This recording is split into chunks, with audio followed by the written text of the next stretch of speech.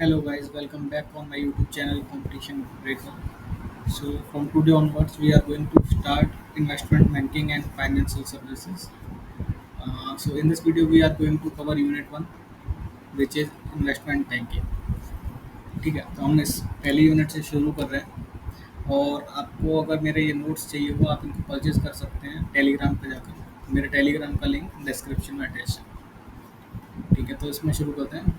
सबसे पहले हमारा बेसिक क्वेश्चन ये आएगा कि इन्वेस्टमेंट बैंकिंग होता क्या है और हमें इसकी क्या ज़रूरत पड़ती है, क्या कॉन्सेप्ट है इसका। ठीक है, तो हम सिंपल डेफिनेशन से शुरू करते हैं। क्या इन्वेस्टमेंट बैंकिंग क्या होता है? इन्वेस्टमेंट बैंकिंग में क्या रहता है, बहुत सारे स्टेप्स इन्वॉल्व रहते हैं, जिसमें कि जैसे कि हमें इन्वॉल्व रहेगा फाइनेंशियल इंटरमीडिएटरी रहेंगे जो हमें प्रोवाइड करते हैं सर्विसेज।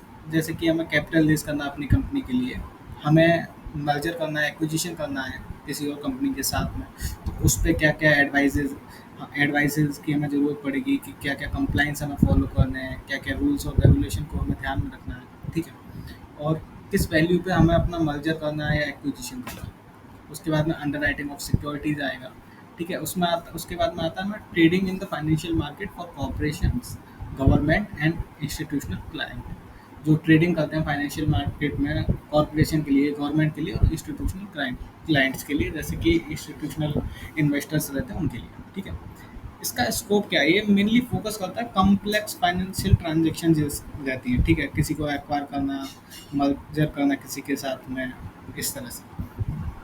उसके बाद में और ये कुछ अलग हमें सर्विसेज भी प्रोवाइड करते हैं। लाइक रिटेल में रिटेल बैंकिंग रहता है, जिसमें कि रिटेल बैंकिंग डिपॉजिट रहता है और लोन की सर्विसेज भी प्रोवाइड करता है। इसके की प्लेयर्स कौन है? जैसे कि ये डोमेस्टिक और ग्लोबल फर्म्स ऑपरेटिंग होती है इंडिया में। उसके बाद में आते हैं इसके इम्पोर्टेंस पे। क्या इम्पोर्टेंस है कैपिटल, ये इन्वेस्टमेंट बैंकिंग की?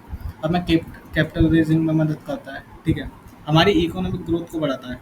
लाइक अगर हमारी कंपनी एक अच्छे चैनल्स के थ्रू इन्वेस्टमेंट करेगी इंडस्ट्रीज़ के अंदर, और वो बूस्ट करेगा हमारे इंडिया के इंफ्रास्ट्रक्चर को भी बूस्ट करेगा, साथ ही साथ इंडिया में जॉब्स को क्रिएट करेगा, जिसकी वजह से ओवरऑल इकोनॉमिक ग्रोथ होगी। थर्ड पे आते हैं स्ट्रेटेजिक एडवाइजरी।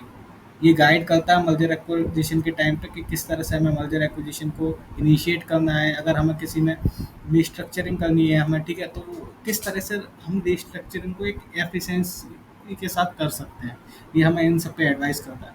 मार्केट लिक्विडिटी को इंश्योर करता है। ये इंश्योर करता है कि जो सिक्योरिटीज़ मार्केट है ना, उसमें ट्रेडिंग और अंडरराइटिंग होती रहे। तो हमारे को जैसे कि मार्केट लिक्विडिटी रहनी चाहिए, तो इंश्योर करेगा कि एक्टिव सिक्योरिटीज़ मार्केट हो। ठीक है, एक्टिव सिक्योरिटी मार्केट हो ट्रेडिंग के थ्रू और अंडरराइटिंग के थ्रू। उसके बाद आता है रिस्क मैनेजमेंट। लाइक ये ऑफर करता है offer derivative and hedging to mitigate financial risk. Like investment banking के थ्रू हम अपना रिस्क का असेसमेंट भी करते हैं कि कितना रिस्क है। अगर हम किसी के साथ में मर्जर कर रहे हैं तो हमारा क्या क्या रिस्क इन्वॉल्व रहेगा उसमें। अगर हम किसी को एक्वायर कर रहे हैं किसी और कंपनी को, तो हमें उसमें क्या क्या रिस्क इन्वॉल्व रहेगा उसके साथ में। लाइक उस पर बहुत ज़्यादा डेट हो, उसका पूरा फाइनेंशियल ट्रांजेक्शन को चेक करना, उसके बेसिस पे एक एडवाइस लास्ट में देना कि रिस्क मैनेजमेंट को करके देना।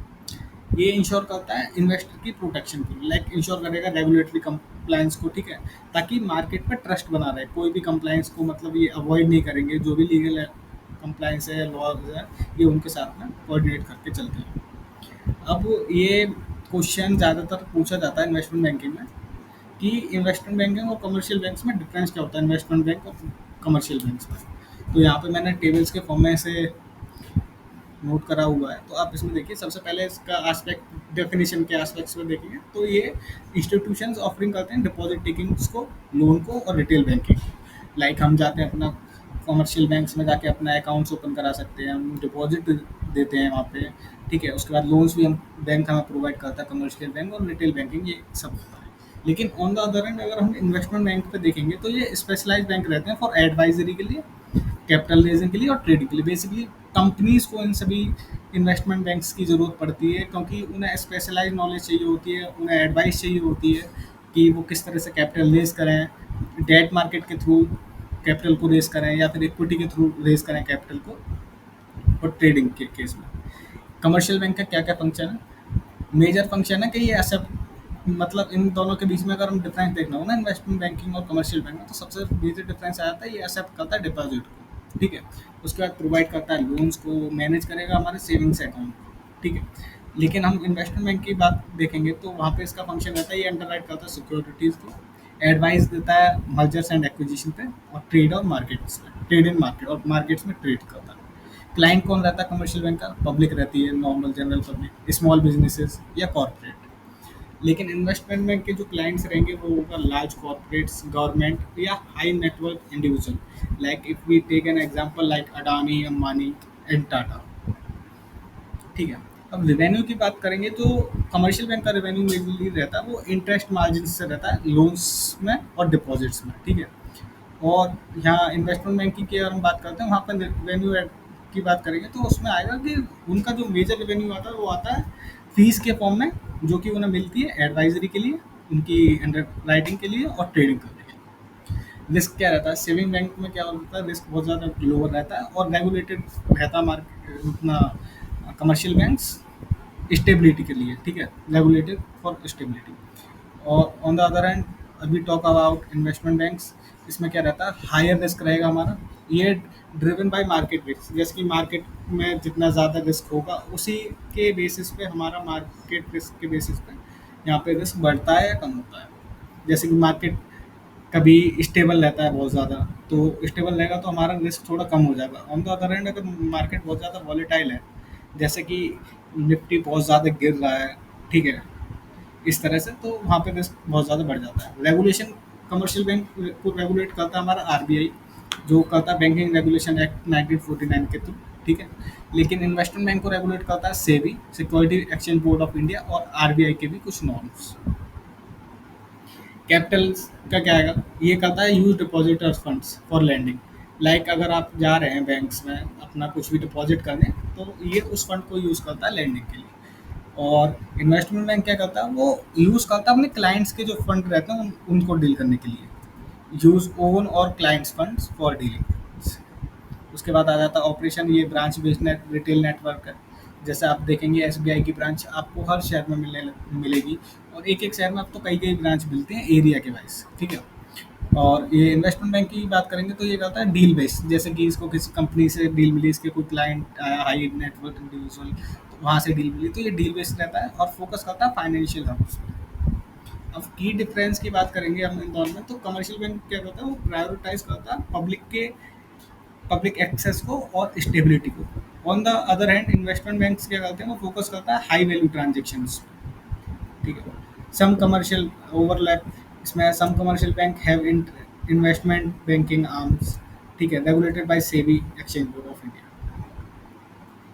अब आते हैं नेक्स्ट पॉइंट पे कि इन्वेस्टमेंट बैंकिंग के क्या क्या फंक्शन रहते हैं, उसके क्या क्या ऑपरेशंस हैं, और इसका इवोल्यूशन किस तरीके से हुआ इन्वेस्टमेंट बैंकिंग का, ठीक है। तो यहाँ पे देखते हैं फंक्शंस। सबसे पहले इसका फंक्शन आया था कैपिटल रेजिंग का, ये कैपिटल रेज करता है, ठीक है। इन्वेस्टमेंट बैंक क्या करता है, हेल्प करता है अपने क्लाइंट को रेज करने में फंड्स को थ्रू इक्विटी और डेट। इक्विटी में आ जाएगा इन्हीं आईपीओ के थ्रू कर सकता है, या फॉलो ऑन पब्लिक ऑफरिंग के थ्रू कर सकता है, या और डेट में जाएंगे तो ये डिवेंचर के थ्रू करेगा, या फिर ये हमारे प्राइम डिवेंचर्स के और बॉन्ड के थ्रू करेगा, ठीक है, इन द प्राइमरी मार्केट। इसका प्रोसेस क्या क्या है, ठीक है, कैपिटल रेजिंग का एडवाइस करेगा ऑन स्ट्रक्चर, क्या स्ट्रक्चर रहना चाहिए आपका कैपिटल रेजिंग का, प्राइसिंग क्या होनी चाहिए, और क्या टाइमिंग रहनी चाहिए, मतलब किस टाइम पे आप मार्केट में अपना आईपीओ लाना चाहते हैं या बॉन्ड्स को इशू करना चाहते हैं, किस तरह का टाइम रहना चाहिए, लाइक स्टॉक मार्केट बहुत ज़्यादा वॉलेटाइल तो नहीं है, स्टेबिलिटी है मार्केट में या नहीं है, तो इस तरह से टाइमिंग पे भी होता है।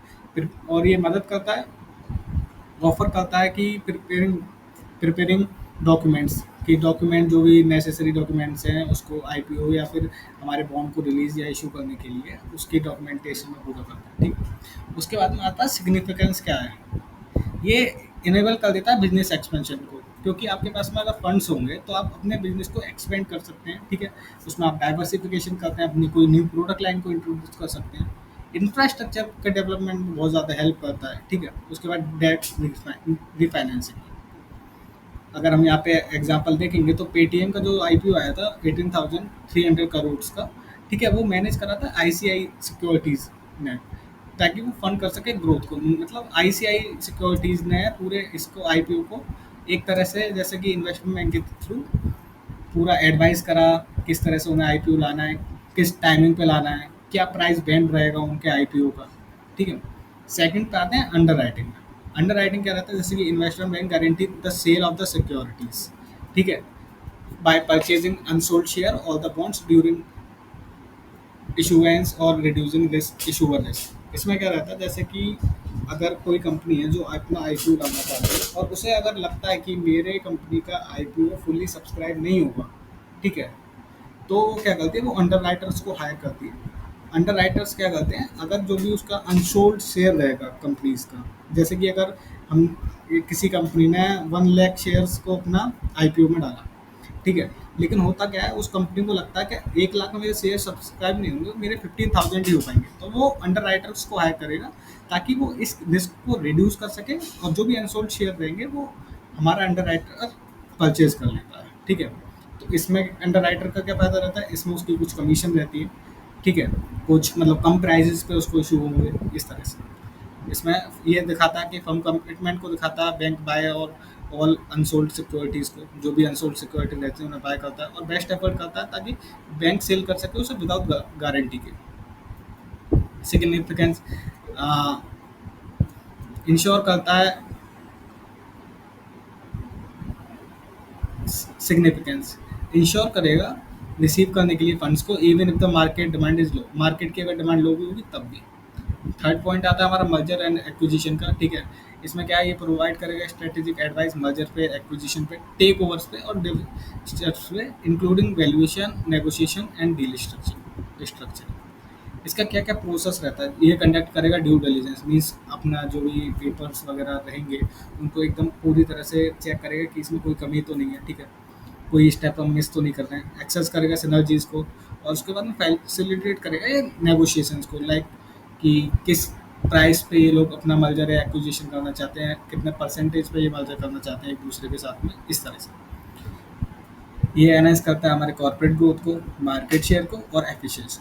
फोर्थ पॉइंट पे हम आते हैं कॉर्पोरेट रिस्ट्रक्चरिंग। लाइक कोई कंपनी है वो अपने आप को रिस्ट्रक्चर करना चाहती है। रिस्ट्रक्चर हम काफ़ी केसेस में कर सकते हैं, जैसे कि हमें अपने कंपनी को रिस्ट्रक्चर हम उस केस में भी करते हैं कि अगर हमारा कोई हॉस्टाइल टेक ओवर करने की कोशिश करती है कोई अनदर फर्म, उस केस में भी हम अपने कॉर्पोरेट रिस्ट्रक्चरिंग करते हैं, ठीक है। ये असिस्ट करेगा रिकॉग्नाइज करने में कंपनीज के कैपिटल स्ट्रक्चर को, एसेट्स को, ऑपरेशन को, थ्रू डेट रिस्ट्रक्चरिंग के थ्रू, एसेट सेल के थ्रू या बैंकरप्सी प्रोसीजिंग के थ्रू, ठीक है। इसका क्या क्या प्रोसेस रहता है, ये एनालाइज करता है फाइनेंशियल हेल्थ को, आपकी कंपनी की फाइनेंशियल हेल्थ कैसी है, नेगोशिएट करेगा क्रेडिटर्स के साथ में, ठीक है। उसके बाद में प्रपोज करेगा कि क्या रिस्ट्रक्चरिंग प्लान रहना चाहिए कंपनी के लिए। इसका सिग्निफिकेंस क्या है, ये हेल्प करता है डिस्ट्रेस फर्म टू रिकवर और ऑप्टिमाइज ऑपरेशन, ये ऑप्टिमाइज करता है ऑपरेशंस को और हेल्प करता है फर्म्स को कि वो रिकवर कर सके डिस्ट्रेस से। जैसे कि इसमें एग्जांपल के तौर पर कोटक महिंद्रा ने एडवाइस करा था जेट एयरवेज को वो अपना डेट रिस्ट्रक्चरिंग करें 2019 में। उसके बाद में आता है ट्रेडिंग एंड मार्केट मेकिंग, ठीक है। एक इसमें क्या हो रहता है, ये ट्रेड करते हैं सिक्योरिटीज़ को लाइक बॉन्ड डेरिवेटिव्स, ठीक है, और एक्ट करेंगे as a market maker to provide liquidity in the secondary market, like secondary market में जिसमें स्टॉक मार्केट में आप परचेज करते हैं, ठीक है, उस तरह से। उसके बाद में एक्टिविटीज़ क्या आ जाएगी, इसकी प्रोप्राइटरी ट्रेडिंग होगी, बैंक जो करेगी, बैंक्स का खुद के फंड होंगे उसके बेसिस पे वो करेगी ट्रेडिंग, जैसे क्लाइंट ड्रिवन ट्रेडिंग रहेगी, ठीक है, कोट बिट आस्क प्राइसेस रहेगा, ठीक है, इस तरह से। उसके बाद में आता है सिग्निफिकेंस, क्या सिग्निफिकेंस है हमारा ट्रेडिंग एंड मार्केट मेकिंग का, ठीक है। ये करता है स्टेबलाइज करता है मार्केट्स को, फैसिलिटेट कर देता है प्राइस डिस्कवरी को, ठीक। इसके बाद में हम आते हैं अपने पोर्टफोलियो मैनेजमेंट पर, ठीक है। इसमें क्या रहता है, मैनेज करना होता है हमें investment portfolios of the institution, hedge fund या फिर हाई नेटवर्थ इंडिविजुअल्स की पोर्टफोलियो, और उनके रिजल्ट जो रहता है उसका रिटर्न जो रहेगा उनकी इन्वेस्टमेंट्स का हमें उसको ऑप्टिमाइज करना होता है कि वो ज़्यादा से ज़्यादा उसमें रिटर्न उन्हें मिले। इसका प्रोसेस क्या रहेगा, इसमें हम एसेट का अलोकेशन करेंगे, जैसे कि हम फंड्स का है हम किस इंडस्ट्री में डालना चाहते हैं, लाइक केमिकल इंडस्ट्री में डालना चाहता है कोई, एविएशन इंडस्ट्री में डालना चाहता है, या हेल्थ में डालना चाहता है, या फार्मास्यूटिकल में डालना चाहता है। एसेट को इस तरह से एलोकेट करेंगे ताकि रिस्क जो होगा हमारा वो बहुत ज़्यादा मिटिगेट हो पाए, मतलब बहुत कम हो पाए।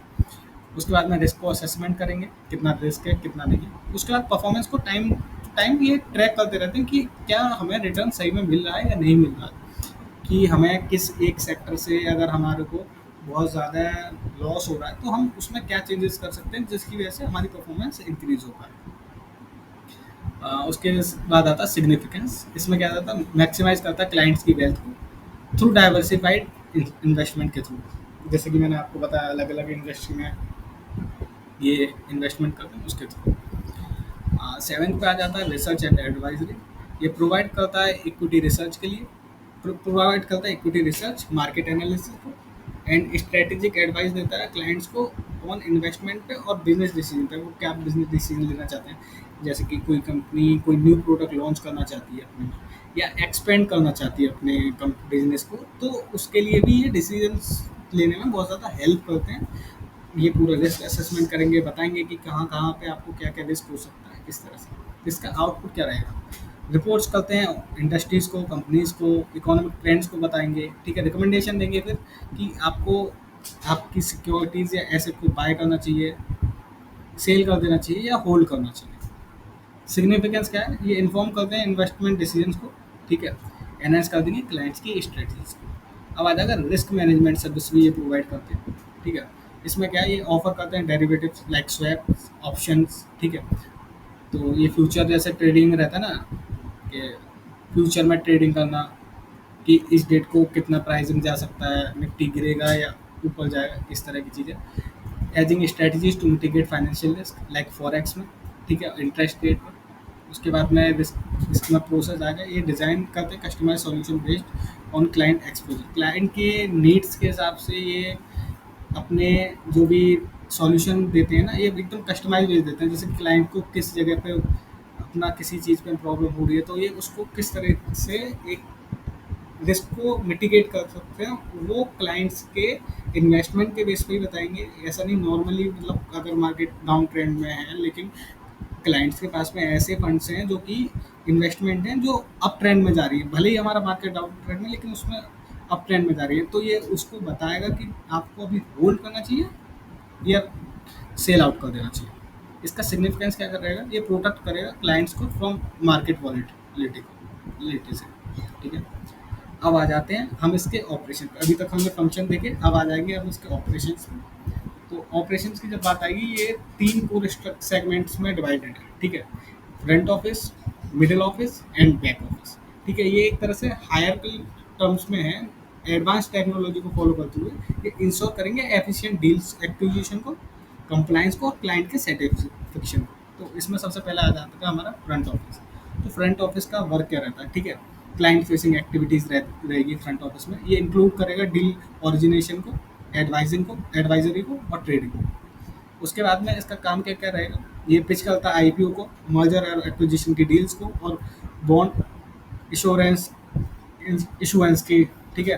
क्लाइंट्स को जैसे बॉन्ड इशू करना है उसको एग्जीक्यूट करेगा, ट्रेड्स को इक्विटी मार्केट्स में, ठीक है, इक्विटीज़ में, बॉन्ड्स में और डेरिवेटिव में।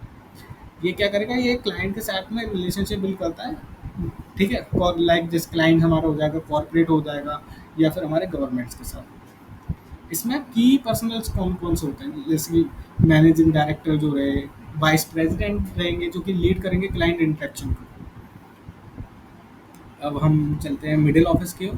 तो मिडिल ऑफिस क्या रहता है, ये मिडिल ऑफिस का वर्क रहता है कि वो पूरा रिस्क मैनेजमेंट करता है कि क्या क्या रिस्क आएंगे। जैसे कि फ्रंट ऑफिस जैसे मर्जर और एक्विजिशन की डीलिंग्स में जाता है, तो उस मर्जर एक्विजिशन में क्या क्या रिस्क इन्वॉल्व है, ये एक्सेस करने का काम किसका रहेगा, ये मिडिल ऑफिस का वर्क रहेगा, ठीक है। ये कंप्लायंस को देखेंगे, क्या क्या कंप्लायंसेज हैं, डेटा को एनालिसिस करेंगे ताकि ये सपोर्ट कर सकें फ्रंट ऑफिस को। उसके बाद में आते हैं हम इसकी एक्टिविटीज़ को, ठीक है। ये इंश्योर करते हैं कंप्लायंस सेबी के साथ में, आरबीआई के साथ में और ग्लोबल रेगुलेशंस के साथ में। मॉनिटर करेंगे ट्रेडिंग रिस्क को, लाइक क्रेडिट रिस्क जो भी रहेगा या मार्केट में जो भी रिस्क है उसको वैलिडेट करेंगे फाइनेंशियल मॉडल्स को और डील के स्ट्रक्चर्स को, कि क्या ये वाला फाइनेंशियल मॉडल्स ठीक है या नहीं है, या डील का जो स्ट्रक्चर है वो किस तरह से डील होनी चाहिए, इक्विटी में होनी चाहिए या डिवेंचर में, मतलब डेट में होनी चाहिए, किस तरीके से। इसके की पर्सनल्स कौन कौन से होंगे, रिस्क एनालिसिस जो रहेगा वो, और कंप्लाइंस ऑफिस। अब चलते हैं बैक ऑफिस में, ठीक है। बैक ऑफिस का क्या वर्क रहता है, ये सपोर्ट करता है फंक्शंस में, मतलब ट्रांजेक्शन की जो प्रोसेसिंग रहेगी कोई भी मर्जर एक्विजिशन की जो लास्ट में ट्रांजेक्शन प्रोसेस आएगी, ये उसमें हेल्प करेगा, सपोर्ट करेगा, रिकॉर्ड करेगा, पूरे जो भी ट्रांजेक्शन हो रही है उनकी रिकॉर्ड कीपिंग करेगा। ठीक है, और आईटी डिपार्टमेंट को भी यही देखता है। ये सेटल करेगा ट्रेड को विद क्लियरिंग हाउसेस के साथ में, मेंटेन करेगा डील्स के रिकॉर्ड्स को और क्लाइंट डेटा को, प्रोवाइड करेगा IT infrastructure for trading platform. Like जैसे कि आज के टाइम पे हम देख पाते हैं कि ट्रेडिंग के लिए हम लोग जीरो दाग पे जाते हैं मोस्टली। तो ये इस तरह का आईटी इंफ्रास्ट्रक्चर हो गया जिसकी हेल्प से हम बहुत आसानी से ट्रेडिंग वगैरह कर सकते हैं।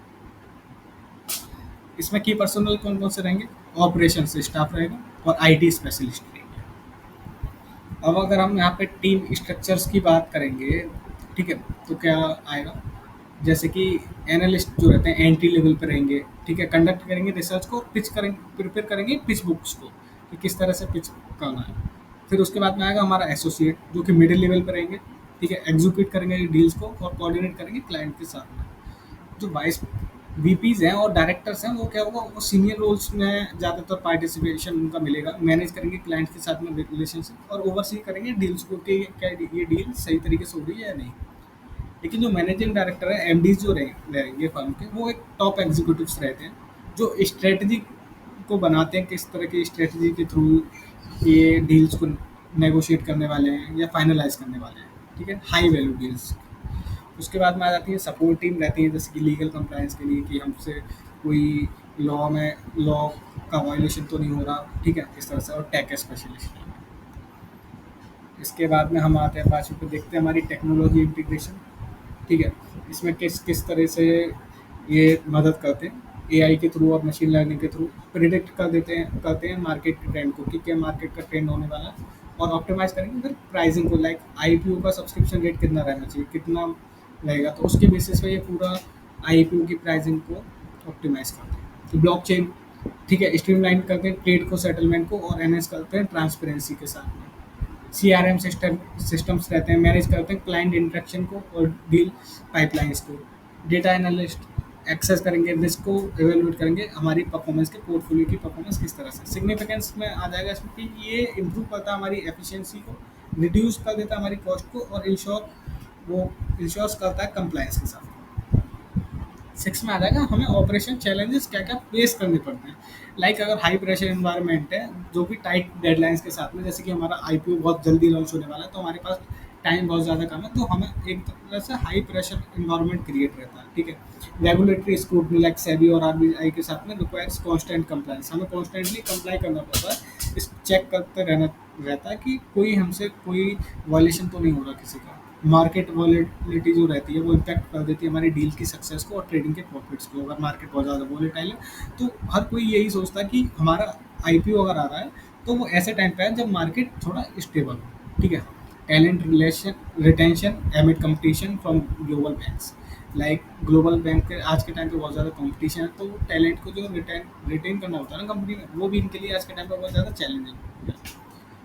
उसके बाद में हम आते हैं एवोल्यूशन ऑफ इन्वेस्टमेंट बैंकिंग। ठीक है, अब हम इसका एवोल्यूशन देखेंगे, हम 19वीं सेंचुरी से इसे देखने वाले हैं कि किस तरह से अडॉप्ट करा इसने इकोनॉमिक, रेगुलेटरी और टेक्नोलॉजिकल चेंजेस को। ठीक है, इंडिया में भी और ग्लोबली ये इसने रिफ्लेक्ट करा किस तरह का शिफ्ट हुआ है मार्केट डायनामिक्स में और क्लाइंट्स की नीड में और इनोवेशन के साथ में। तो पहला ग्लोबल एवोल्यूशन में देखेंगे 19th सेंचुरी में, ओरिजिनेट हुआ था ये यूरोप में विद मर्चेंट बैंक के साथ में, लाइक रॉथस्चाइल्ड। आपने इसका नाम सुना होगा रॉथस्चाइल्ड का। लाइक एक ये बहुत ही बड़ी वेल्थियस्ट फैमिली है यूरोप के अंदर। ठीक है, फाइनेंसिंग ट्रेड एंड इंफ्रास्ट्रक्चर। फिर अर्ली 20s में देखा होगा यूएस के इन्वेस्टमेंट बैंक्स को, लाइक जेपी मॉर्गन, जो कि बहुत ज़्यादा ग्रो हुए। और उसके बाद में ये under writing industrial bonds and equities. ठीक है, 1933 में ग्लास स्टिगवेल के एक्ट में यूएसए में, जो कि सेपरेटेड कर दिया था कमर्शियल बैंक को इन्वेस्टमेंट बैंक के साथ में, क्योंकि टू कर्व रिस्क, जो कि रिस्क आ रहे थे, रिस्क उन्हें देखने को मिल रहे थे पोस्ट मतलब ग्रेट डिप्रेशन के बाद में, जो भी रिस्क उनको देखने को मिल रहे थे उसके बाद वर्ल्ड वॉर 2 के बाद में जो बूम आया था। ठीक है, उसके बाद में देखने को मिला था ना, जैसे कि इन्वेस्टमेंट बैंक जो थे वो फ्यूल हो गए थे, कॉर्पोरेट ग्रोथ को बहुत ज़्यादा बढ़ा रहे थे, कॉर्पोरेट ग्रोथ को इन्वेस्टमेंट बैंक, मर्जर एक्विजिशन बहुत अच्छे से हो रहे थे, ग्लोबल एक्सपेंशन हो रहा था। जैसे गोल्डमैन शेयर्स की जो आईपीओ की एडवाइजरी थी ना, आज के टाइम पे गोल्डमैन शेयर्स आपको मोस्टली जितने भी बड़े कॉर्पोरेट रहेंगे उन सभी में एडवाइजरी के लिए देखने को मिल जाएगी टॉप फर्म्स में। 1980s से 90s के बीच में जो डीरेगुलेशन हुई थी, ठीक है, like repeal of Glass Steagall act जो था, अलाउ कर दिया था इंटीग्रेटेड बैंकिंग को, ठीक है, जो कि राइज कर दिया था डेरिवेटिव्स को और सिक्योरिटाइजेशन के प्रोसेस को। 2008 में जो हमें फाइनेंशियल क्राइसिस देखने को मिला, लेमन ब्रदर्स वाला, ठीक है, जिसकी वजह से ग्लोबल स्लो डाउन हुआ था इकोनॉमी का। और जिसके बाद में क्या था, जैसे ही ये लेमन ब्रदर का कोलैप्स हुआ था, उसके बाद में क्या था, यूएस ने बहुत ज़्यादा स्ट्रिक्ट रेगुलेशंस बनाए थे, लाइक डॉट फ्रैंक एक्ट आया था और basal three act. Basal three basically ये हमारा बैंकिंग सेक्टर में बहुत ज़्यादा यूज रहता है। इसके अंदर ये बहुत ज़्यादा स्ट्रिक्ट रेगुलेशन है जिनको हमें फॉलो करना कंपलसरी है, ठीक है, जिसकी वजह से ये रिस्क टेकिंग को थोड़ा कम करते हैं। और आज 2010 के आसपास का अगर देखेंगे तो टेक ड्रिवन बैंकिंग आ गई, जैसे कि एआई के साथ में, ब्लॉकचेन के साथ में, फिनटेक एडवाइजरी आ गई, लाइक फाइनेंशियल, अगर आपको कोई भी टेक एडवाइजरी चाहिए और उसके बेसिस पे, ठीक है। और बहुत ज़्यादा फोकस हम लोग करने लग गए ईएसजी पे, means environmental social and governance पे, ठीक है। साथ ही साथ हमने देखा कि हमें सस्टेनेबल फाइनेंसिंग चाहिए, जो कि हमें लॉन्ग रन में हमारी कंपनी को मार्केट में अपनी स्टेबिलिटी बनाने में हेल्प कर सके और ग्रो कर सके। अगर हम इंडिया का एवोल्यूशन देखेंगे प्री लिबरलाइजेशन में, 1991 से पहले की बात है, उसमें था जो मर्चेंट बैंकिंग बिगिन हुई थी वो 1960 से हुई थी विद फॉरेन बैंक के साथ, लाइक ग्रीनलेस, है ना, सिटी बैंक, इनके साथ। एसबीआई ने सेटअप करा था मर्चेंट बैंकिंग डिवीजन 1972 में, जो फॉलो करा गया था उसके बाद में आईसीआई बैंक में, ठीक है, जो फोकस कर रहे थे लोन सिंडिकेशन पे और इक्विटी इश्यूज पे। उसके बाद में आता हमारा लिमिटेड स्कोप था, क्योंकि कंट्रोल्ड इकोनॉमी थी उस टाइम पे, ठीक है, फिक्सिंग ऑफ आईपीओ प्राइसेस इस तरह से। लेकिन जब पोस्ट लिबरलाइजेशन के बाद में जो इकोनॉमिक रिफॉर्म्स आए ना, और उसके बाद में जो 1992 में सेबी का फॉर्मेशन हुआ था, तो उसने लिबरलाइज कर दिया था कैपिटल मार्केट को पूरी तरीके से। उसके बाद में थ्री प्राइसिंग ऑफ आईपीओ, ठीक है, जो कि हम आईपीओ का प्राइजेस था वो कंपनी अपने फाइनेंशियल्स के बेसिस पे, अपनी परफॉर्मेंस के बेसिस पे, सभी के बेसिस पे अपनी मर्जी से रख पा रहे थे, ठीक है, जिसकी वजह से मर्चेंट बैंकिंग में बहुत ज़्यादा ग्रोथ हुई थी। प्राइवेट फर्म जो थी जैसे जेएम फाइनेंशियल या कोटक महिंद्रा, उन्होंने भी एंट्री ली थी, ऑफरिंग करने लगे थे वो इशू मैनेजमेंट में और अंडर राइटिंग में। दो फिर अर्ली 2000 में हम देखेंगे कि एक्सपेंशन क्या हुआ था, जैसे कि पोस्ट डॉट कम बस्ट हुआ था। उसके बाद में मर्चेंट बैंक जो होते हैं वो डाइवर्सिफाई हो गए थे फुल फ्लैज इन्वेस्टमेंट बैंकिंग में, जैसे कि वो कमर्शियल बैंक से या मर्चेंट बैंक से हटके पूरी तरह से इसी में आ गए थे कि मर्जर एंड एक्विजिशन में आ गए थे, किस तरह से करवाना है क्या है, और एडवाइजरी में आ गए थे। उसके बाद में ग्लोबल बैंक थे लाइक गोल्डमैन सैक्स, मॉर्गन स्टैनली, जिन्होंने एंट्री ली थी इंडिया में हमारे पोस्ट ग्लोबलाइजेशन के बाद में और अर्ली 2000 में।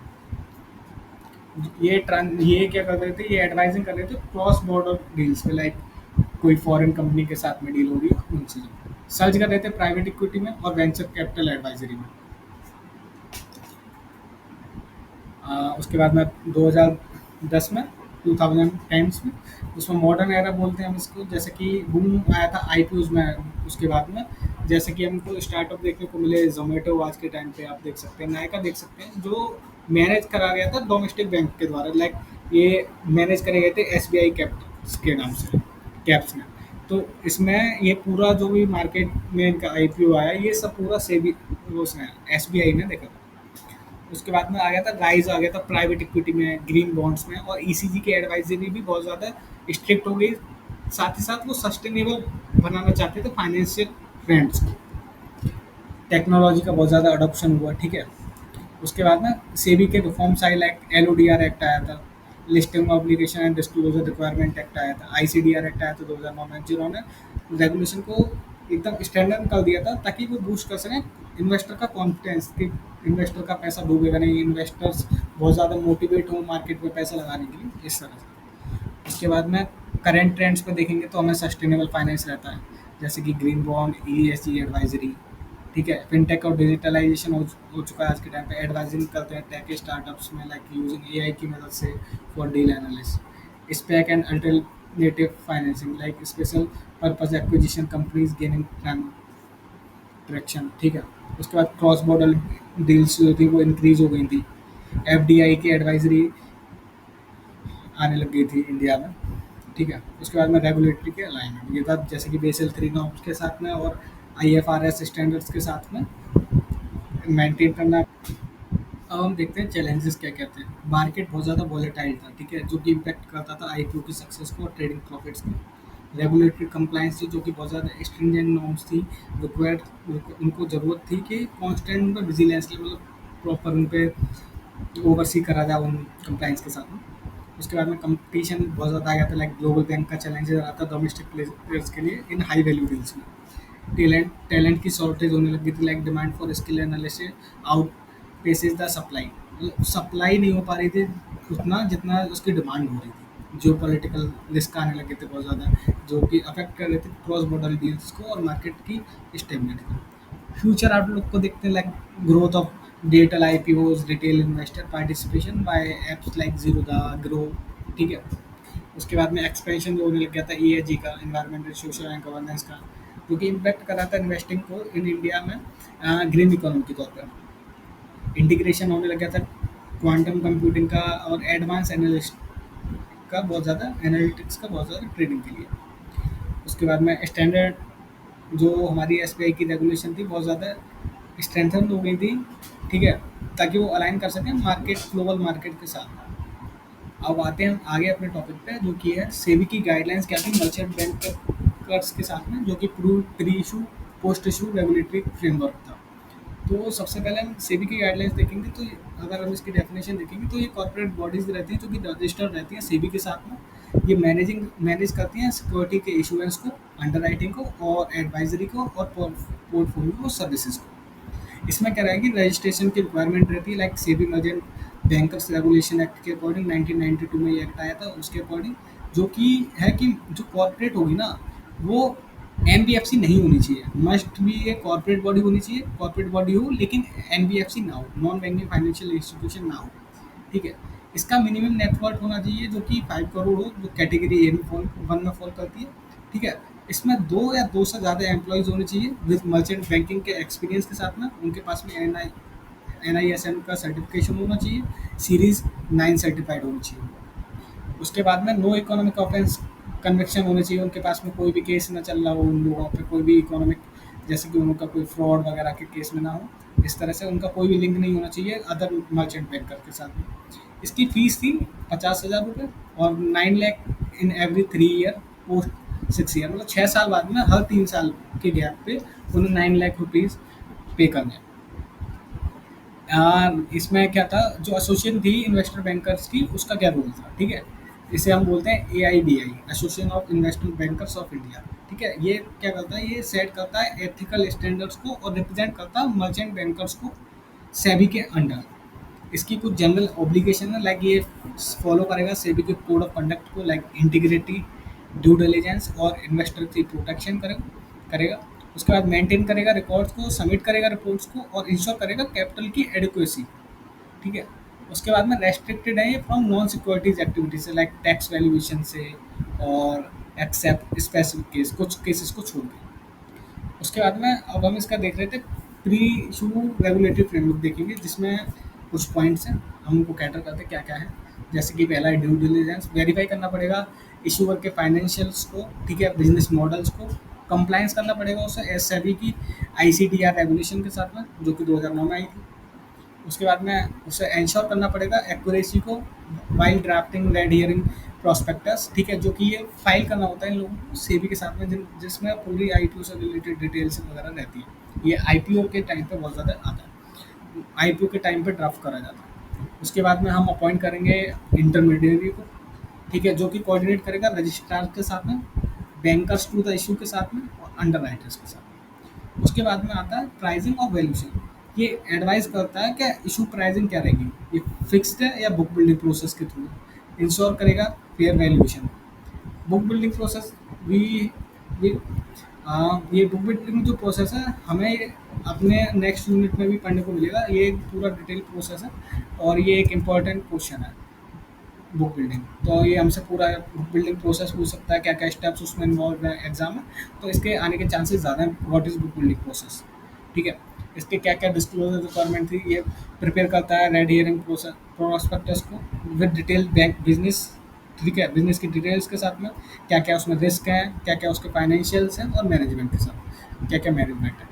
इंश्योर करेगा फिर कंप्लाइंस को सेबी के डिस्क्लोजर नॉर्म्स के साथ में, जो कि इन्वेस्टर को प्रोटेक्शन प्रोवाइड करते हैं। ठीक है, उसके बाद में क्या करेंगे, ये लोग मार्केटिंग करते हैं, road marketing and road show organise करेंगे, investor road show to attract subscription की, ज़्यादा से ज़्यादा सब्सक्रिप्शन आए, अपनी मार्केटिंग भी करते हैं। अंडर राइटर की कमिटमेंट क्या आता है, जैसे कि अंडर राइटर जो अग्री करता है कि जो शेयर बच जाएंगे, जो अनसोल्ड शेयर्स रहेंगे, जो सब्सक्राइब नहीं करेगी पब्लिक, तो उनको अंडर राइटर बाय करेगा, जो कि यूज़ कर देता है रिस्क इशू के रिस्क को। उसके बाद हमें चाहिए होता है सेबी का approval, obtain SEBI's in principle approval for approval before issue opens. Issue के ओपन होने से पहले ही ना हमें सेबी का अप्रूवल चाहिए, तभी जाके हम लोग अपने आईपीओ को आगे बढ़ा सकेंगे। उसके बाद टाइमलाइन रहेगी, हमें एडियर करना पड़ेगा सेबी के 3 मंथ के प्रोसेसिंग के साथ में, जो कि रहता है drafting of red herring prospectus. और जो इशू रहेगा वो भी मस्ट भी ओपन, मतलब जो ओपन हो जाना चाहिए 12 महीने के अंदर ही अंदर। ठीक है, अब जैसे कि अब हमारा प्री इशू, ये हमने रेगुलेटरी फ्रेमवर्क देख लिया। अब इसके बाद में जब हमारा इशू हो जाएगा तो हम पोस्ट इशू रेगुलेटरी फ्रेमवर्क में क्या क्या आता है वो देखेंगे। ठीक है, अब इसमें आएगा अलॉटमेंट और लिस्टिंग। ठीक है, ये इसमें क्या देखा जाएगा कि ओवरसी करेगा जो कि शेयर की अलॉटमेंट है वो रजिस्ट्रार के साथ में, और इंश्योर करेगा फेयरनेस उसमें। कोऑर्डिनेट करेंगे ये लोग स्टॉक एक्सचेंज के साथ में, जैसे कि इंडिया के लिए है बीएसई और एनएसई। ठीक है, और इनमें लिस्टिंग होगी 6 वर्किंग डेज के अंदर। ठीक है, पोस्ट इशू क्लोजर से पहले। इसके बाद में मॉनिटरिंग करेंगे सब्सक्रिप्शन को, इंश्योर करेंगे जो कि मिनिमम सब्सक्रिप्शन होना चाहिए वो 90% होना चाहिए आईपीओ का। लाइक अगर आप एक तरह से 1 लाख ले लीजिए, तो उसमें से 90% मीन्स 90,000 का हमारा सब्सक्रिप्शन होना चाहिए मिनिमम, हमें अगर इशू लाना है अपना मार्केट में। और उसके बाद में जो भी अंडर सब्सक्राइब रहेगा उसे रिफंड कर देना। अगर अंडर सब्सक्राइब है तो जो भी हम फंड रिसीव करेंगे उसे हमें रिफंड कर देना। उसके बाद ना फंड की यूटिलाइजेशन मॉनिटर करेगा, यूज़ को मॉनिटर करेगा क्या यूज़ हो रहा है इशू के प्रोसीड्स में as per red herring prospectus. ठीक है, और रिपोर्ट करेगा डेविएशन, अगर उसमें कोई भी डेविएशन होती है, जैसे कि रेड हियरिंग प्रोस्पेक्टस में जो आपने नॉर्म्स वगैरह जो भी आपने लिखा है उससे अगर कुछ डेविएट होता है तो वो सेबी को रिपोर्ट करेगा। Disclosure and reporting. Submit post-issue report to SEBI within 7 days, detailing subscription allotment expenses। मतलब पोस्ट इशू के बाद में ही ना 7 दिन के अंदर सेबी के साथ में हमें पूरी रिपोर्ट को शेयर करना पड़ता है, कि हमारा डिटेल में बताना पड़ता है कि ये सब्सक्रिप्शन हमारे पास आए हैं और हमने इतना अलॉटमेंट कर दिया, और ये हमारे एक्सपेंसेस रहे इस इशू को लाने के लिए। ठीक है, फिर इंश्योर करेगा कंटिन्यूस डिस्क्लोजर, क्वार्टरली फाइनेंशियल्स को डिस्क्लोज करेगा सेबी के एलओडीआर एक्ट के अंदर। ठीक है, इसमें क्या रहेगा, ये इंश्योर करेगा एक लॉक इन पीरियड। ठीक है, एनफोर्स करेगा lock in period for promoters shares. ठीक है, लाइक 20% अगर कोई शेयर है तो उसको ना 3 साल तक अपने लॉक इन पीरियड में रखना है, एंड रेस्ट फॉर 1 ईयर्स। मतलब प्रोमोटर के सिवा कोई भी होगा तो उसके लिए 1 साल का है। उसके बाद ग्रीवियंस रिड्रेसल जैसे होगा, जैसे एड्रेस करेगा ये इन्वेस्टर के कंप्लेंट को बाय स्कोर्स प्लेटफॉर्म और स्टॉक एक्सचेंजेस के थ्रू। कंप्लाइंस करेगा सेबी के आईसीडीआर एक्ट के साथ में, जो कि इंश्योर करता है और इंश्योर करता है adherence to post issue obligation, जो कि जो बाद में पोस्ट इशू जो हो रहे हैं उनके साथ में अच्छे से कंप्लाई करें। कोई भी मिसलीडिंग एड्स नहीं होना चाहिए, लाइक मार्केटिंग कैंपेन्स में कोई भी ऐसी इन्फॉर्मेशन नहीं होनी चाहिए जो इन्वेस्टर को मिसलीड करके उन्हें मोटिवेट करे कि वो उसमें इन्वेस्ट करें। ठीक है, पेनल्टीज होंगी नॉन कंप्लायंस के लिए, लाइक फाइन रहेगा अप टू 5 करोड़ का, और 3 times of the legal gain, जो भी उन्होंने लीगली गेन करा उसका 3 गुना। सस्पेंशन हो जाएगा या कैंसिलेशन हो जाएगा उनके रजिस्ट्रेशन का। ठीक है, फ्रॉड के या नेग्लिजेंस के अंडर। क्रिमिनल पेनल्टीज हैं फॉर विलफुल वॉल्यूशन, अगर किसी ने जानबूझकर ऐसा करा है तो उसके लिए 7 साल तक की इम्प्रिजनमेंट है। ठीक है, उसके बाद में मैंने यहाँ पे एक समरी टेबल ऐड कर रखी है। ठीक है, लास्ट में इसमें आप कंक्लूजन में देखेंगे तो इन्वेस्टमेंट बैंकिंग क्या रहता है, फैसिलिटेट करता है मार्केट कैपिटल मार्केट को, स्ट्रेटेजिक ग्रोथ को, economic development through services like IPO, merger acquisition, trading, and distinct of the commercial banking like retail focus. ठीक है, उसके फंक्शन क्या क्या हैं, उनके ऑपरेशंस क्या क्या हैं, कैसे वो इवॉल्व हुए मर्चेंट बैंकिंग में, और ईएसजी के नॉर्म्स कैसे फोकस करते हैं उस पर इंडिया में। ठीक है, सेबीज मर्चेंट बैंकर्स की रेगुलेशन क्या क्या थी उनके, जैसे कि उन्हें इंटीग्रिटी के साथ वर्क करना था और स्टूडेंट होना था प्री इशू में, like due diligence, red hearing prospect और पोस्ट इशू। एंड लास्ट में मैंने यहाँ पे कुछ इंपॉर्टेंट क्वेश्चन को लिखा हुआ है जो आप देख लीजिएगा एक बार एग्जाम में जाने से पहले, ताकि आपकी तैयारी बहुत अच्छे से हो पाए। ठीक है, और आपको अगर ये नोट्स परचेज करने हो तो आप टेलीग्राम चैनल पर जा सकते हैं, वहाँ से आप लोग इन्हें इजीली परचेज कर सकते हैं। And guys, thank you for watching my video, keep subscribing my channel, like and share my video. Thank you.